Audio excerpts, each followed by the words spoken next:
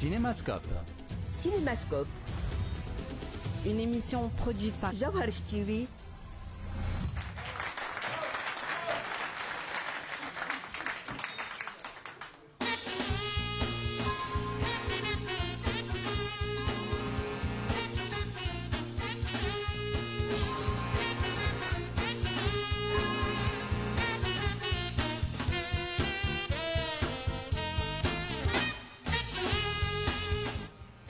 18h10, bonsoir et bienvenue à tous nos auditeurs et auditrices. Vous écoutez Cinémascope sur RTCI, votre émission du 7e art et du cinéma.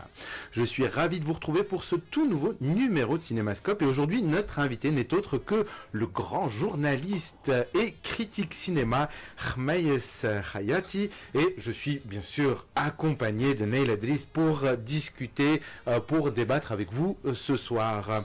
Alors, une émission un peu spéciale. Déjà, bonsoir Khmaïs. Bonsoir et merci pour le grand. C'est beaucoup. C'est un poids sur les épaules. Je confirme. Bonsoir Leila. Bonsoir. Alors aujourd'hui, c'est une émission un peu spéciale, une émission où on va parler un peu de nostalgie. Alors tu vas nous en parler un peu, Neil. Dans quel contexte cette émission est en train de se faire? Donc le contexte justement pour suivre un peu ce qui se passe sur les réseaux sociaux, puisque ça a l'air d'être très très à la mode. On surfe sur la vague. On sort sur la vague, on va faire comme tout le monde. Comme il y a eu le groupe GDIM, enfin il y a eu un premier groupe, après maintenant il y en a peut-être 30, oui. Oui.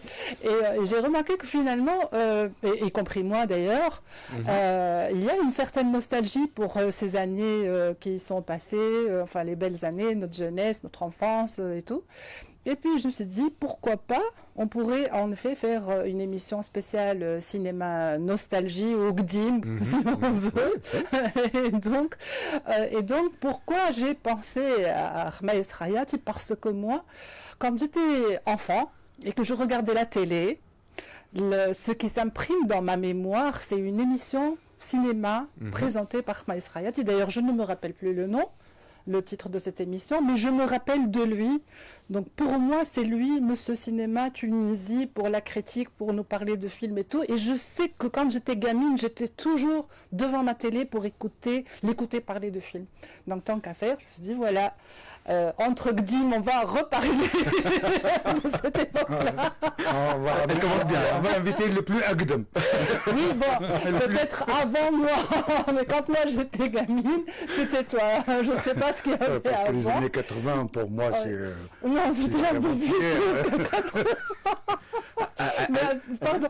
Et donc, bon, je me suis dit, d'un côté, il va nous parler de ça, et en plus, bon, je trouve que c'est sympathique pour les gdoms comme nous, donc ça va leur rappeler leurs souvenirs d'enfance, et pour les jdod, quelque part, ils vont savoir, enfin, ils vont avoir une idée de ce que nous, on a vécu avant, parce que je pense que le cinéma, du moins en Tunisie, mais peut-être partout ailleurs, n'avait pas la même place que maintenant. C'était beaucoup plus important, on y accordait beaucoup plus d'importance. La sortie cinéma était un événement, surtout avant la télé, mais même quand la télé est arrivée. Et moi, je me rappelle quand, par exemple, j'étais au lycée, c'était obligatoirement tous les samedis après-midi avec mes copines, on prenait le bus pour descendre en centre-ville pour voir les films.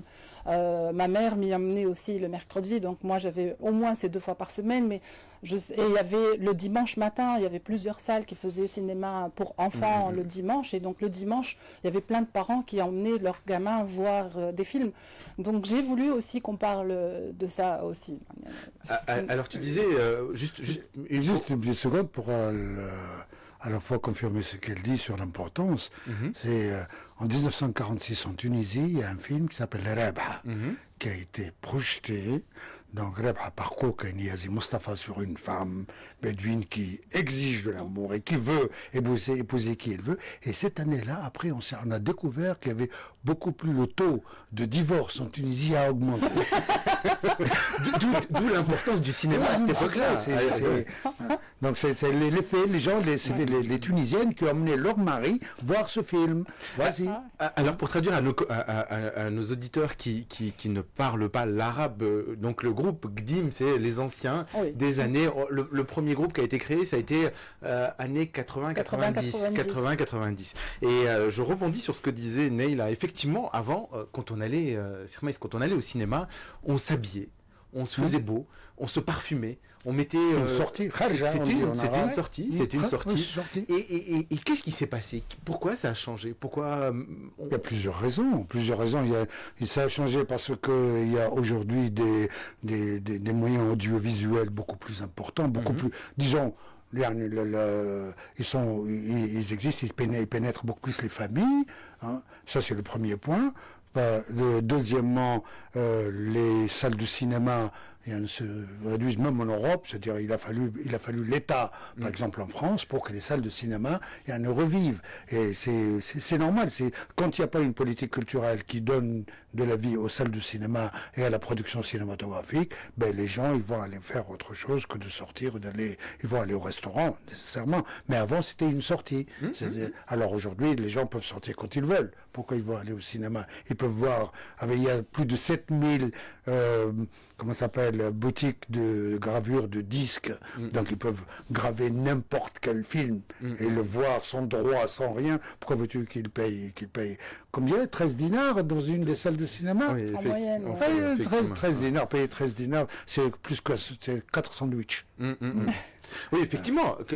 Avant, c'était, on allait au cinéma, et puis après, on allait au restaurant. Ouais. Et c'était une sortie, c'était toute une soirée. On mettait nos plus beaux apparats. Moi, mon père me racontait quand ils allaient au cinéma, ils étaient tirés à 4 épingles et parce que c'était la sortie de la semaine. Et nous, on se révoltait contre ça. Nous, on allait au cinéma, on ne s'habillait pas parce que les parents s'habillaient, mes parents non. Donc les autres, qu'on les voyait se mettre sur leur 31, donc nous, non. On allait au cinéma avec nos jeans, avec nos trucs, etc. Puis il y a même des fois, on s'endormait dans les salles de cinéma. Donc c'est parce qu'il faisait chaud. Vous parliez de politique d'État. En 1967, a été marqué par la création de la SAPTEC. La SAPTEC, pour rappeler à nos auditeurs les plus jeunes, c'était une société qui regroupait tout, la production, le service public. Et il y avait aussi une partie qui était très importante, c'est celle qui faisait sa force, c'était qu'elle était distributrice de films. Elle avait l'exclusivité de la distribution de films. Et malheureusement, dans les années 70, je pense, ils l'ont arrêté. Est-ce que vous êtes pour... C'est-à-dire, parce que là, il y a un problème dans cette histoire-là. C'est-à-dire, quand il y a eu le monopole de la distribution, de l'importation, parce qu'il y avait des distributeurs qui avaient des contrats avec des sociétés américaines et ils passaient les films qu'ils voulaient sans aucun, pas contrôle, mais disons avec l'argent qu'ils pouvaient, etc.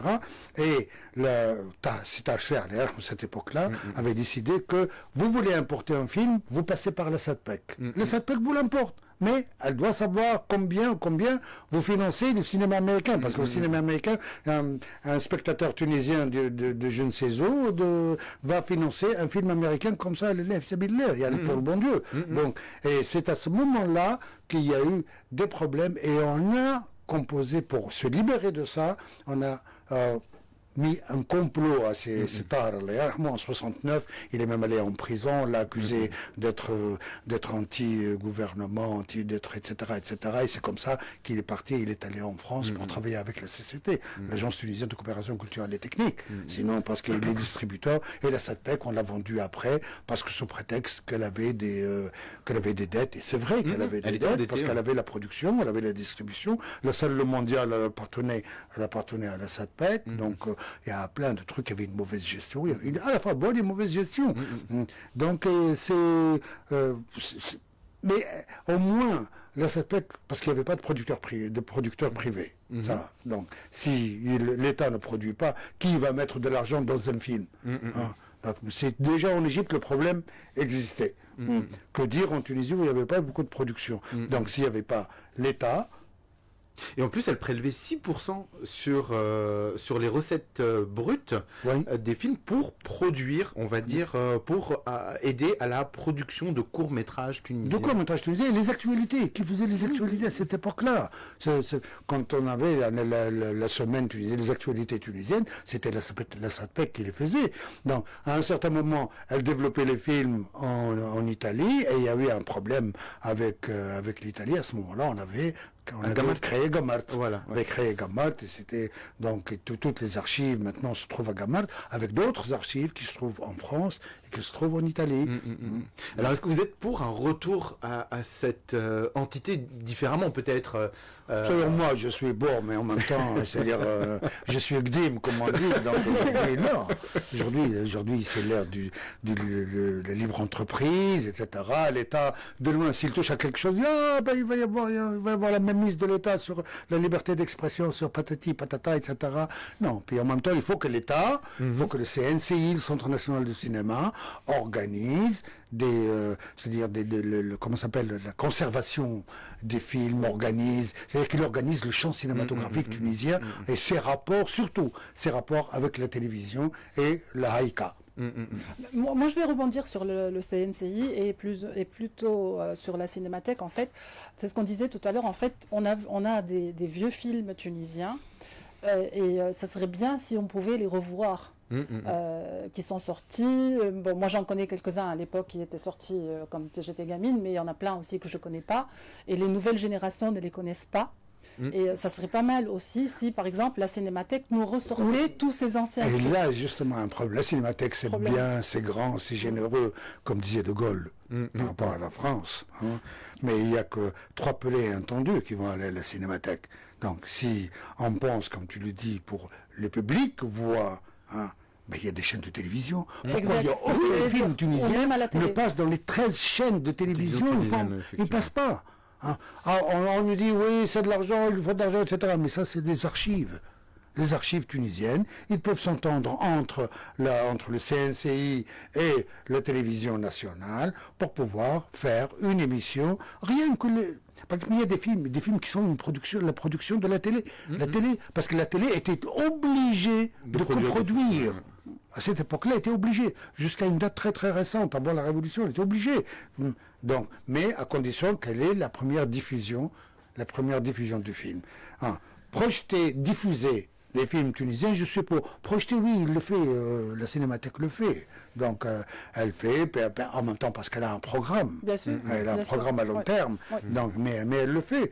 Donc, mais qui va à la Cinémathèque? Et je crois savoir, Né, là, qu'il y a un programme aussi de restauration de certains films. Oui, voilà, il y a un travail ils en qui est ont fait. parlé justement. Et oui, il y a un travail qui est en train de se faire. Ils en ont parlé pendant la dernière édition des JCC. C'est en collaboration avec la Cinémathèque CNCI et la Bibliothèque nationale. Déjà, ils essayent de rapatrier ce qu'ils trouvent comme archives, parce qu'il y en a un peu partout. Ils essayent donc de les rapatrier. Et puis ensuite de restaurer les films. Ceux qui sont numérisés, les numériser et tout. Le travail est en train d'être fait, ça c'est bien. Mais qu'on puisse les voir aussi, ça serait très bien. Et puis bon, je sais pas. Avant, quand il y avait un film tunisien qui sortait, c'était vraiment l'événement. Pas seulement tunisien. C'est ce que je disais tout à l'heure. Il y a eu des films qui ont dû nous marquer, comme Abi Fawqa Shajara, qui est resté 1 an ou plus. Oui. Et je pense qu'à l'époque, tout le monde est allé voir. Et la salle où il était projeté, elle n'existe plus. C'est de 38. Oui. Il me semblait l'avoir vu, Feu le Palace.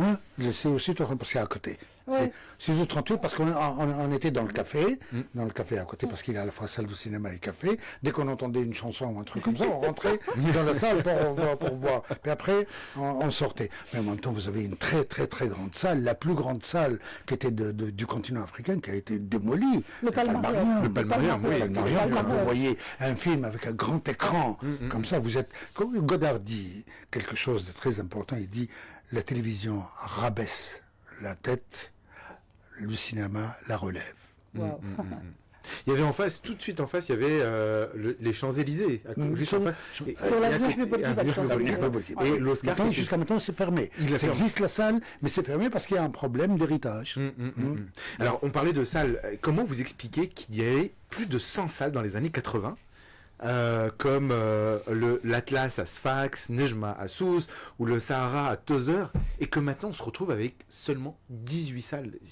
Oui, 18 salles. Mais avant, vous n'avez pas 99% des foyers tunisiens qui avaient la télévision. Vous n'avez pas que les Tunisiens peuvent voir, c'est-à-dire selon les enquêtes, une enquête qui a été faite par Sigma, 1 700 000 Tunisiens voient des films à la télévision. 1 700 000 Tunisiens. Donc il est chez lui, que ce soit avec une bière ou avec un livre, donc il regarde la télévision, il est libre. Éteindre, alors que le cinéma c'est autre chose. Vous l'avez dit tout à l'heure, c'est une sortie. La sortie maintenant, c'est on ne sort pas pour aller au cinéma.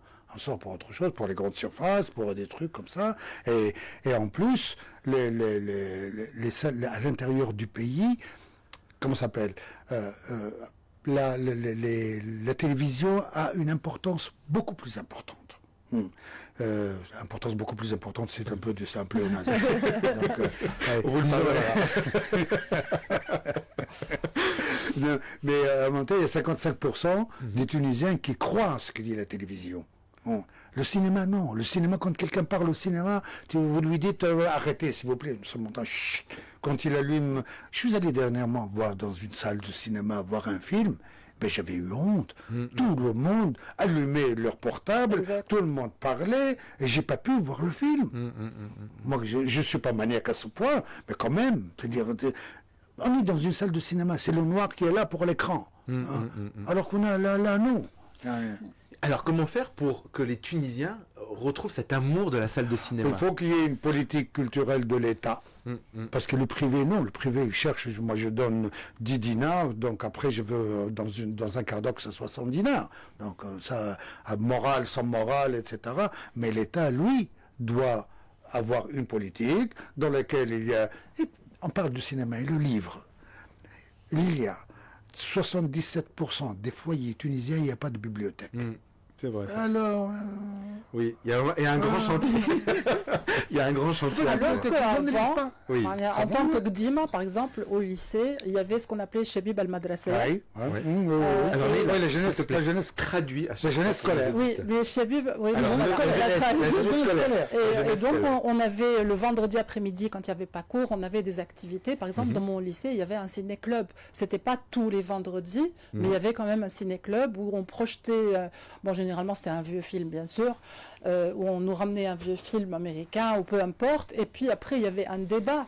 Donc là, ils nous encourageaient quand même avant. Maintenant, à mon avis, chez Bibel Madrasa, donc la jeunesse scolaire n'existe même plus, j'en entends plus parler du tout. Et la FTCC, elle est où? Oui, Fédération effectivement. tunisienne des ciné-clubs. Moi, je me souviens, pour un supplément des JCC, j'avais demandé à Siad Majid Sharfi d'écrire un papier sur sa relation avec le cinéma. Et bien, j'étais très étonné et très ébahi. Il était professeur, Siad Majid Sharfi était professeur, et en même temps, il animait le club de cinéma. Il allait à la gare chercher le film. Et les films, c'est pas des petites bobines, c'est 35 ou 16 mm.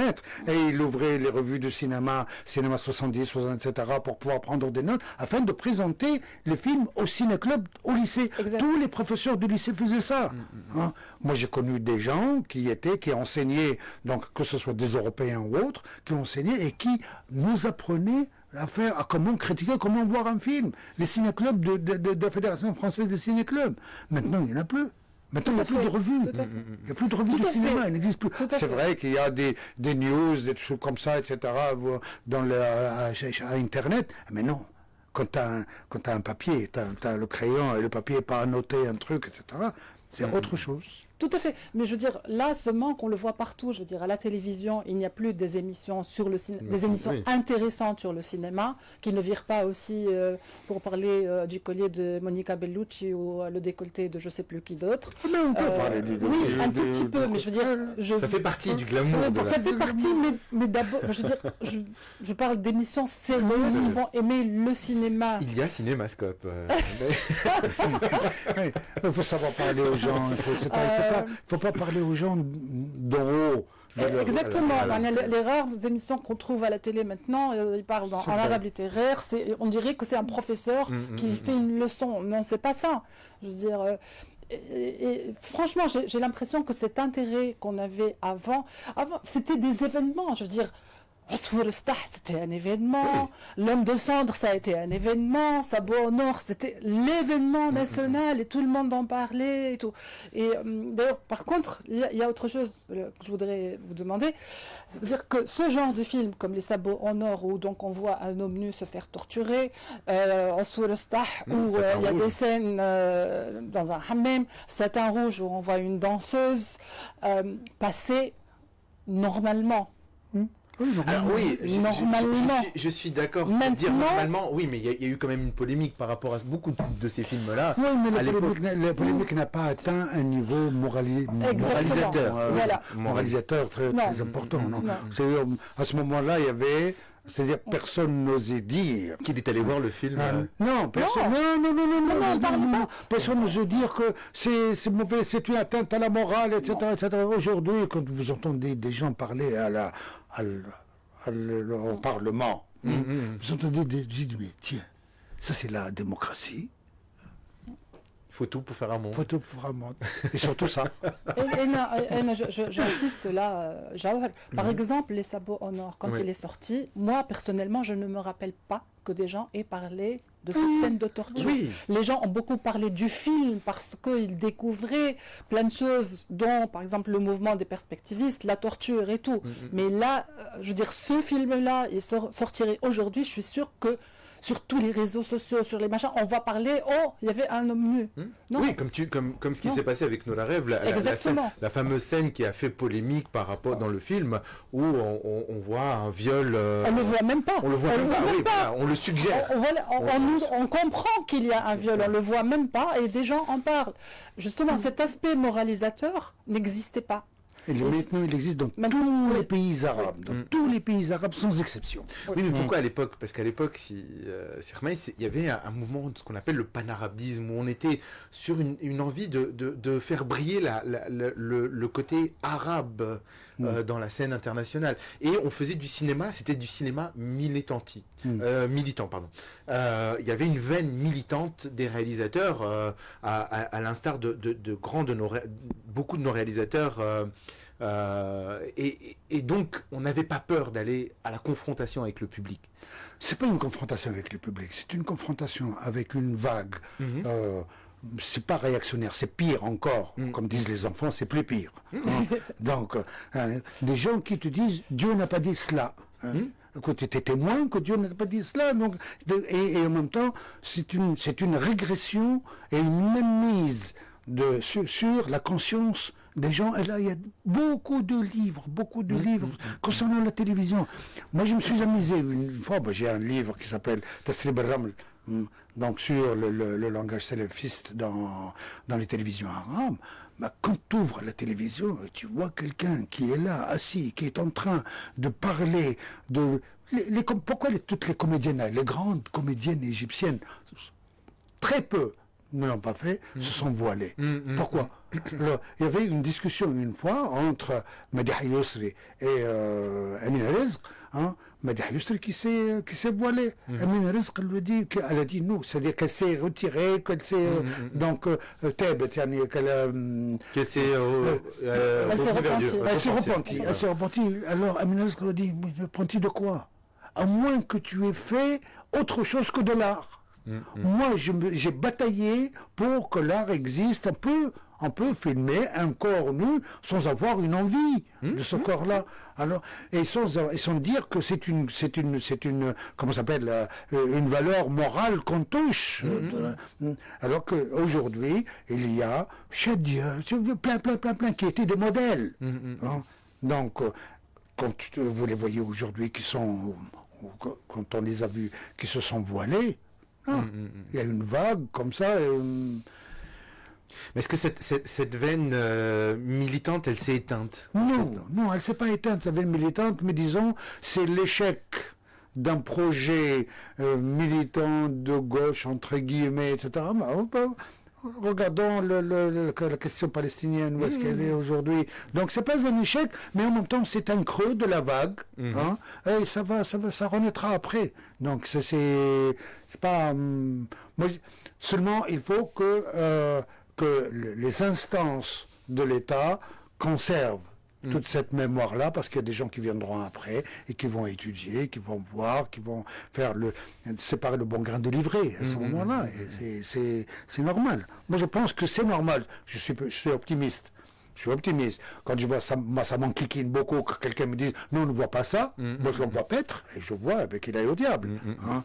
Mais en même temps, quand il a un pouvoir et que tu trouves quelqu'un de l'État qui est en train de... Il tremblote dès qu'il voit une scène dans un film, je ne sais quoi, parce qu'après, on va lui foutre son boulot en l'air. Non, parce que... Alors, je vais rester dans les années 70 et là, je vais me focaliser sur un événement, ça a été cette session des JCC qui a été boycottée par l'ACT, la FTCC et la FTCA. Est-ce que vous pouvez nous en parler?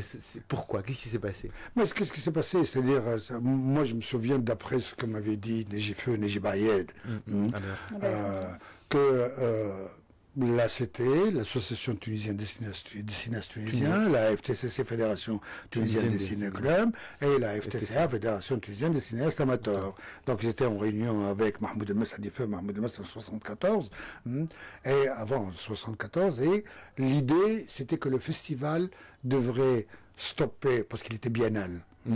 Donc il devait s'arrêter une fois pour que 4 ans après on le reprenne sous une forme. Et les gens et les fédérations ont dit non.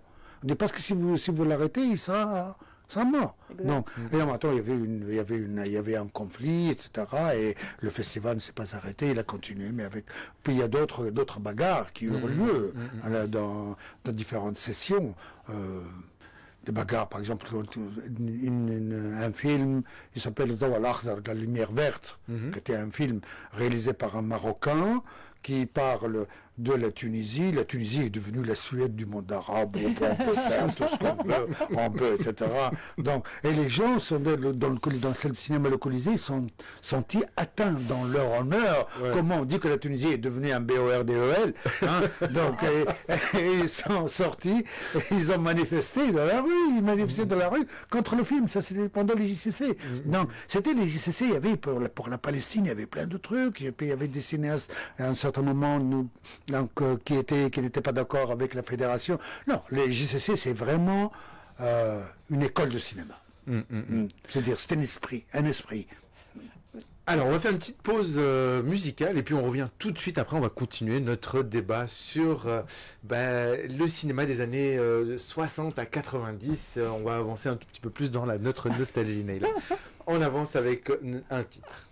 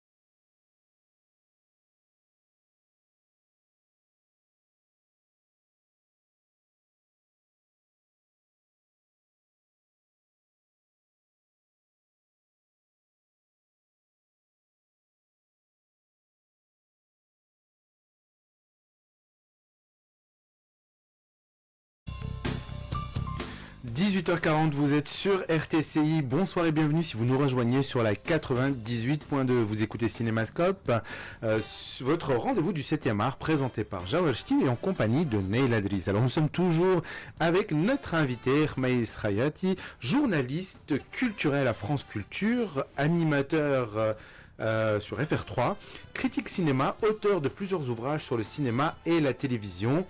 Et la liste est tellement longue que je pourrais pas tous les citer. C'était le dernier bouquin. Le dernier bouquin s'appelle, malheureusement pour les auditeurs, parce qu'ils parlent français, c'est en arabe, et il s'appelle L'Ain Basira. L'œil bienveillant, c'est sur la télévision, sur le champ télévisuel tunisien. Il y a aussi les divas du cinéma arabe. Aussi, vous avez été fondateur de la revue Cinéma Arabe. Oui, 12 numéros sont parus, et on m'a volé toute la collection. Non. Oui, je ne l'ai pas. Il n'y a aucun numéro. Et depuis 2 ans, il est le responsable de la quotidienne des JCC. Très bien. Alors, il y avait un truc que tu me disais, il y avait un oui, souvenir, quand il a parlé du film où on voyait la Tunisie comme si elle était la Suède, moi ça m'a rappelé, souvenir Gdim aussi, quand j'étais étudiante donc, dans les années 80, j'étais en France, et il y a eu 2 ou 3 films qui sont sortis, tournés à Kanta ou Fissoussa, avec Aldo Machon dans le rôle principal. Et puis donc j'y suis allée avec les étudiants français et en fait on voyait le Kantaoui, voilà, la Tunisie, on aurait dit le paradis sur terre, avec les plages magnifiques, avec des sortes de grands lits, les appartements, c'était vraiment magnifique. Bon, bien sûr pas réel, mais moi je le savais, eux ils ne le savaient pas. Et donc, ils étaient tous en train de dire, c'est ça la Tunisie. Moi, je dis, ça, c'est rien. Venez voir, vous allez voir, c'est encore mieux chez nous. Et donc, ils étaient tous éblouis. Leur rêve était donc de visiter la Tunisie grâce à ces films-là. Et en fin de compte, je reviens à ce que je dis toujours pour ceux qui me connaissent. Grâce au cinéma, on pourrait promouvoir notre pays. Mais ça, c'est la magie du cinéma. C'est la magie du cinéma. Je me rappelle d'un des films, Ce que le jour doit à la nuit. Alors, je ne sais plus le nom. Yasmina Khadra. Yasmina Khadra, qui a été... Avec Feris Landols. Voilà, qui a été tourné. Alors, les scènes, le film se passe en Algérie.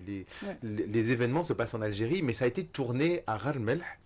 Et j'ai assisté au tournage. Et quand tu vois le tournage et quand tu vois après comment ils ont sublimé cette plage, mais c'est magique. Et c'est ça le rôle du cinéma, c'est la magie. C'est la magie. Ouais.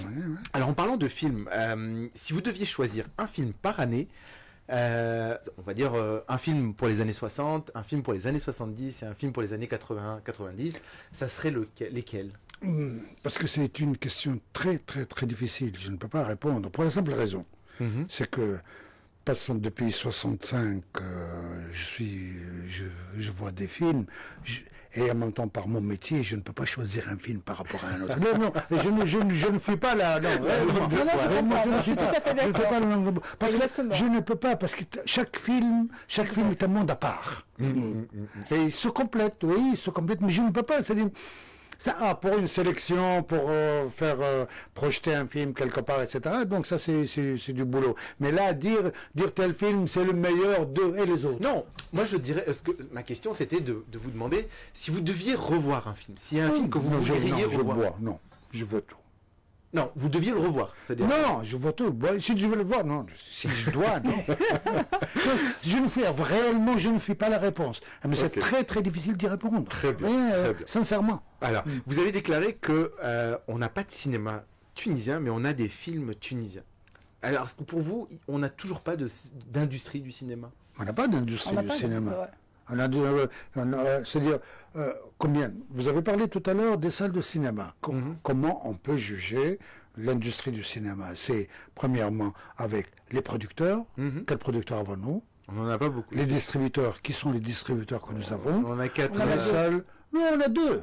On a 2. On a 2 distributeurs. Il y en a un qui est en train d'arriver. Non.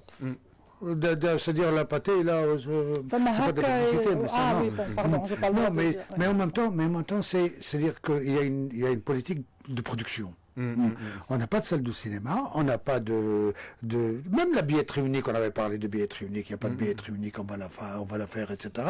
Non, les films, c'est de qualité. Les films, C'est-à-dire, l'État, quand il donne de l'aide, c'est 35% du budget du film, etc., les scénarios, ben, il y a tout un micmac à l'intérieur à voir après. Mais on a des films de qualité, des metteurs en scène, qui pour eux, le cinéma n'est pas réduit à la simple, disons, Tunisie. C'est-à-dire, c'est une expression, et c'est ça qui est très important par rapport au cinéma égyptien, par exemple, où c'est une industrie. C'est une industrie, il faut qu'il ramène, que le producteur intervient pour enlever des scènes, pour enlever des trucs, alors que ici en Tunisie, quand il y a des films d'auteur, il est à la fois le metteur en scène, le producteur, le scénariste, donc il manque seulement qu'il soit le clap, celui qui... non, c'est pour cette raison, tout simplement, que nous n'avons pas de cinéma.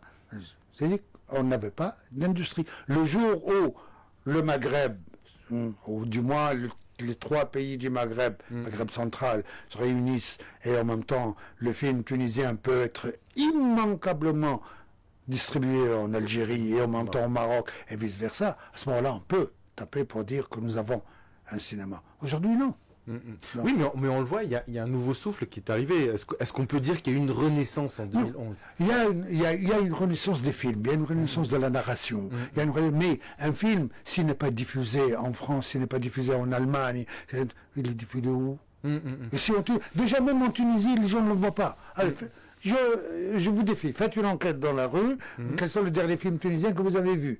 Oui, effectivement, il n'y a pas beaucoup de... Il n'y a pas beaucoup des gens. Dachra. Oui, voilà, ça répond à Dachra. Oui, Dachra, donc, mais en même temps, c'est le dernier film, même la classe politique. Prenons la classe politique, et demandant à cette classe politique qui fait l'appui de beau temps aujourd'hui, quel est le dernier film tunisien vu? C'est ce que j'allais dire. Quel est le film vu?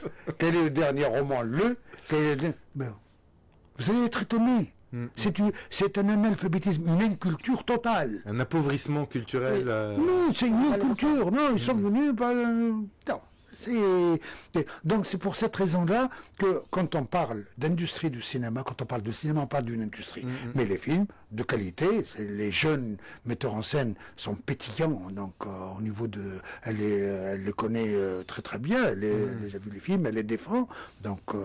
non. Oui, mais maintenant, de plus en plus, on voit un film en chasse un autre.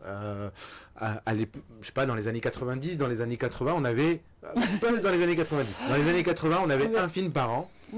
Parfois même 2-3. Deux qui se battaient en duel. Ouais. Et maintenant, à peu près tous les mois, on a une sortie. On peut considérer qu'il y a une sortie. L'autre jour, je discutais avec un des distributeurs de la place qui m'expliquait que ils ont un planning très serré et qui sont obligés de pousser les films, de les espacer un tout petit peu parce qu'il y a une sortie, une production. Pas nécessairement des films tunisiens, pas nécessairement de sortie de films tunisiens, c'est des films ensemble, des films français, des films d'autres pays.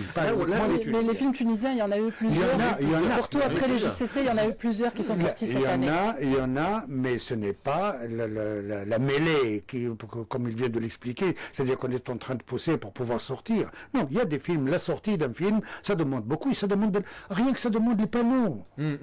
Ça demande plein de choses. Aujourd'hui, les films, c'est facile de faire un film. Aujourd'hui, c'est très très facile de faire un film.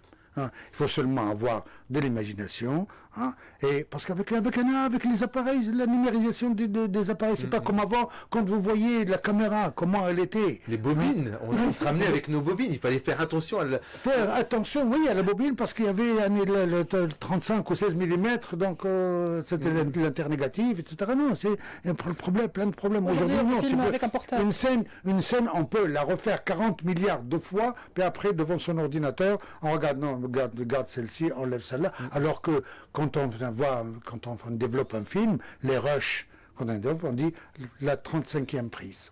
35, ça n'existe pas. On dit la 4e prise. La 4e prise qu'on développe, et puis après, quand on assiste avec les metteurs en scène au visionnage des rushs, c'est autre chose. C'est vraiment... J'ai eu la chance avec Salah Aboussif de voir des rushs comme ça avec eux, non? C'est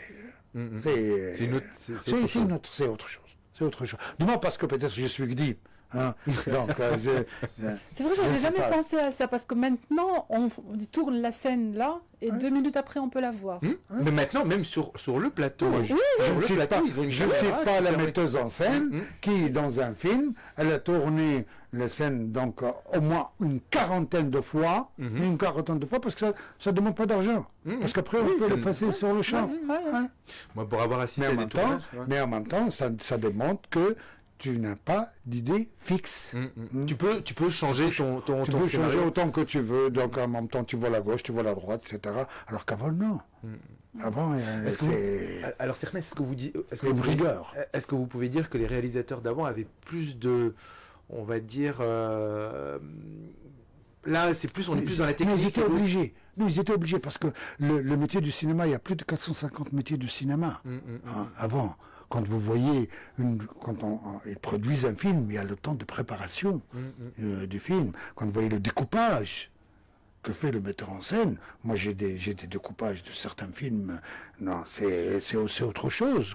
Aujourd'hui, on peut photographier, comme on a dit, on peut filmer, on peut faire un film. Ça ne veut pas dire qu'il n'y a pas de qualité. Non, c'est autre chose. C'est un public autre, c'est un public différent, c'est un public dans lequel, chez qui le monde, l'audiovisuel, le cinéma n'existe pas. C'est l'audiovisuel aujourd'hui. Donc à la fois télévision, à la fois Internet, à la fois etc. Avant, non. Oui, on le voit maintenant, certains réalisateurs commencent à le penser pour la télé ou avec ces nouvelles plateformes telles Netflix ou Amazon Vidéo. Et même nos propres réalisateurs commencent à réfléchir à ces plateformes avant de réfléchir sur le cinéma classique, la salle de cinéma. Sur le cinéma, oui, mais parce que les temps ont changé. Les temps ont changé. Oui. Hein. C'est les nouveaux Les gens moyens pensent de différemment, c'est distribution. nouveau. Je veux dire, Au moyen de ils sont production. obligés. Je veux dire, Mais- Comme a dit Neil, ouais. Oui, mais nous sommes Gdom, donc du coup... Alors, Sermet, à quand est-ce qu'on voit naître un cinéma d'auteur en Tunisie? À partir de quand, avec son caractère intimiste et esthétique? C'est-à-dire dans l'histoire du cinéma tunisien. Oui. C'est-à-dire, c'est avec Sajnin Abd Ibn Ammar.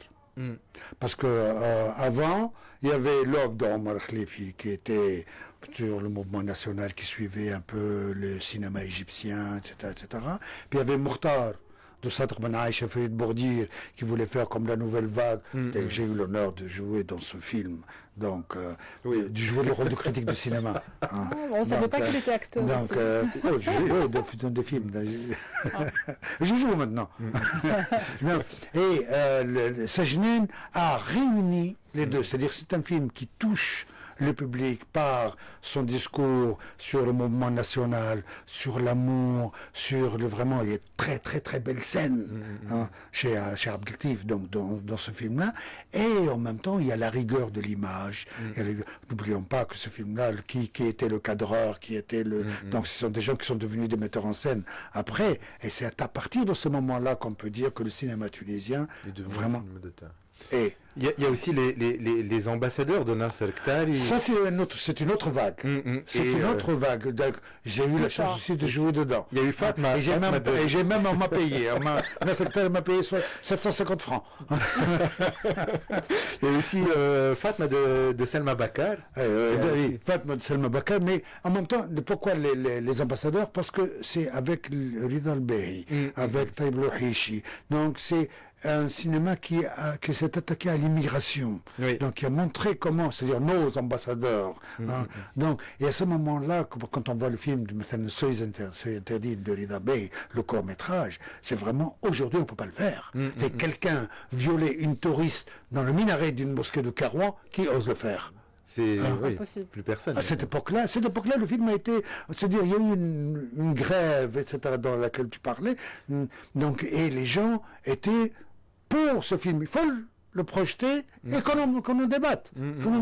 Alors qu'aujourd'hui, non, tu as touché au bon Dieu, tu as touché, etc., etc. Hein? Donc, oui, effectivement, il y a une manière complètement différente de faire du cinéma et... Non,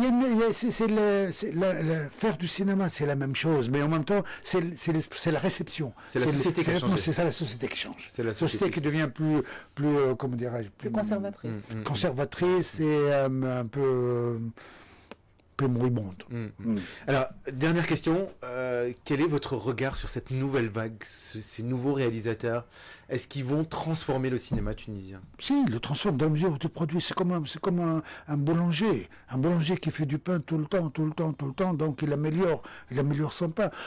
Produisez, il en restera quelque chose. C'est comme ça qu'on peut faire du cinéma. Après, Langlois, qui était mon prof, disait il ne faut jamais juger un film bon ou mauvais quand vous le voyez.